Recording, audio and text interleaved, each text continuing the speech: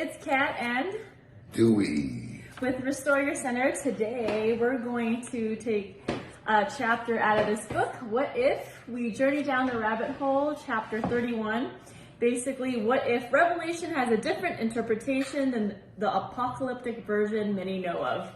So I am one of the authors of this book, and I wanted to just basically say that this chapter is about the book of Revelations, but what most people don't know is that there are 20 plus different versions of the Revelations, and they took out the one that they could use for all types of end types or end games, end types of scenarios.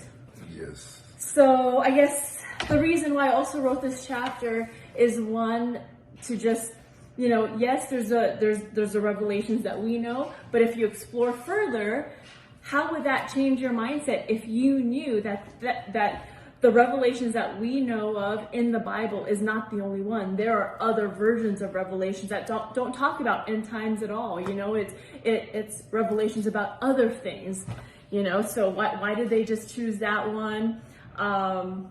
And what if you knew there were other versions? So seek more than what people tell you. Seek more than what the propaganda tells you. And this, guys, we spend lots of nights talking about random things like this. I wanted you to hear his thoughts. Take it away, Dewey Cooper. Well, I don't have much to say about the Bible because to me the church doesn't work.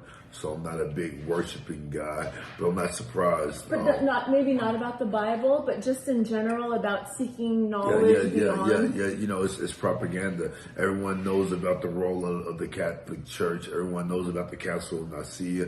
Everyone knows about Constantine and his invasion of the Catholic faith or the Christian Bible. I'll just put it that way. The way things were interpreted and amended and put together due to their own personal reasons versus what was naturally there.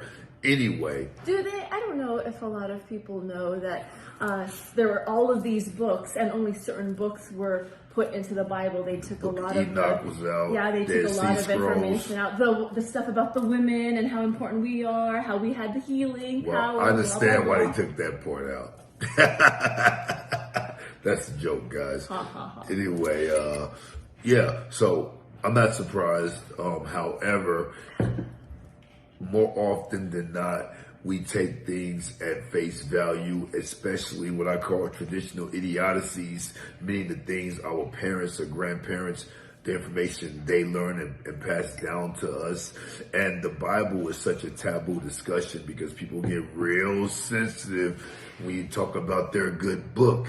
I'm not one of those and persons. People just start to accept it and no longer question anything. Yes, I'm not one of those persons because I feel like a proper God wouldn't mind me questioning what man wrote.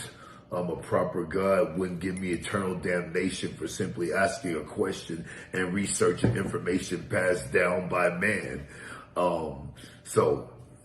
I have no problem with anything that you research and study and delve deeper in to find out the facts. I applaud you for that. And this book, What If? And since she's not going to do it, I'm going to give you the shameless plug. Order it on Amazon. It's a really captivating, fascinating, devastating, articulating book to read. And you guys are going to enjoy some stuff in there. Don't take it too personal if she refutes some of your biblical things that you learned since you were a child, man. Information is meant to be examined. And you may find a rediscovery in what you examine, and that's also a good thing. Thank you. So look beyond the propaganda, research beyond the propaganda, find your own truth. And yes, when she says propaganda, even back in the old days, they were all about business, all about wealth and resources, just like we are today. Don't think because the technology is different, just because the technology is different, that man wasn't greedy back then too. It's and true. Definitely corrupt. Well, now that he brought that up, now I'll have to say, because, for example, Constantine, it was very political. You know, Constantine politically became Christian, but when? At his deathbed. Deathbed. You know, not before that. He was pagan before He was that. pagan before that. So you've got to question, he helped initiate this Bible, but what else did he embed in order to incorporate his beliefs, right? And also, it was a time when he was ruling different types of people, different types of areas. So he needed something to unite all of the people. Uniformity, needed a uniform rule to keep everyone in that uniform regime. Just like the mind control tactics we use today, same type of thing, but It was just their version. just their version. Restore your center. Question. Bye-bye. And remember, knowledge is power.